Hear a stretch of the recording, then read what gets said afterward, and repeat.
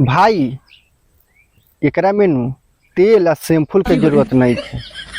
अब बिना तेले या शैम्पूल के आई या जाई, काहे कि एकरा भातार के कमी न हो। जनतो के भाई कि एगो वीडियोवा वायरल भय रहा आ एगो जो मांगवा में सिंदूरवा डल है आ फेनो फिलहाल में एगो छोड़ के भागल है आ अंदरे अंदरे एकरा कितना होता है। एमे तेल आ शैम्पूल के कोनो जरूरत न हो।